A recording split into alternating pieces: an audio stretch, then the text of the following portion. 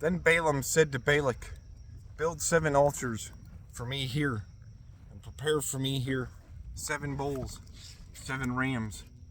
Balak did just as Balaam had spoken, and Balak and Balaam offered a bull and a ram on each altar.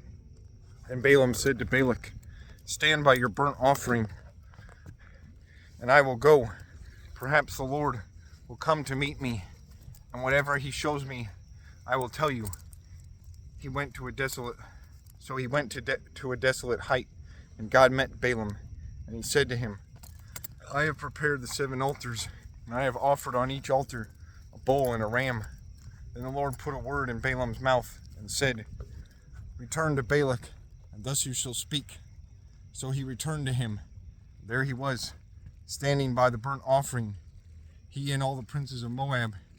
And he took up his oracle and said, Balak, the king of Moab, has brought me from Aram, from the mountains of the east.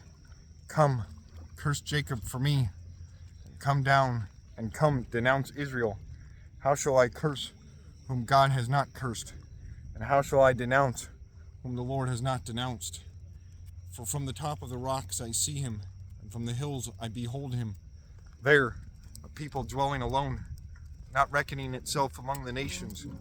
Who can count the dust of Jacob, or number 1/4 of Israel? Let me die the death of the righteous, and let my end be like his.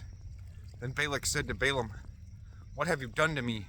I took you to curse my enemies, and look, you have blessed them bountifully. So he answered and said, must I not take heed to speak what the Lord has put in my mouth? Then Balak said to him, please come with me to another place, from which you may see them. You shall see only the outer part of them. You shall not see them all. Curse them for me from there. So he brought him to the field of Zophim, to the top of Pisgah, and built 7 altars, and offered a bull and a ram on each altar. And he said to Balak, stand here by your burnt offering, while I meet the Lord over there. Then the Lord met Balaam, put a word in his mouth, and said, go back to Balak, and thus you shall speak. So he came to him, and there he was, standing by his burnt offering, and the princes of Moab were with him. Balak said to him, what has the Lord spoken? Then he took up his oracle and said, rise up, Balak, and hear. Listen to me, son of Zippor. God is not a man, that he should lie, nor a son of man, that he should repent. Has he said, and will he not do? Or has he spoken, and he will not make it good? Behold, I have received a command to bless. He has blessed, and I cannot reverse it. He has not observed iniquity in Jacob, nor has he seen wickedness in Israel. The Lord his God is with him, and the shout of a king is among them. God brings them out of Egypt. He has strength like a wild ox, for there is no sorcery against Jacob, nor any divination against Israel.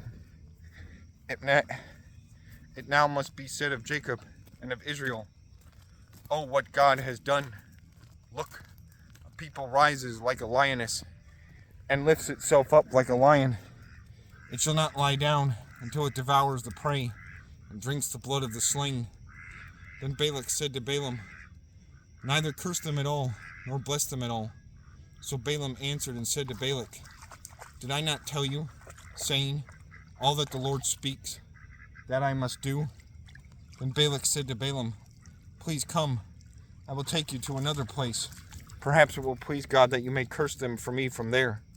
So Balak took Balaam to the top of Peor, that overlooks the wasteland. Then Balaam said to Balak, build for me here 7 altars, and prepare for me here 7 bulls and 7 rams. And Balak did as Balaam had said, and offered a bull and a ram on every altar.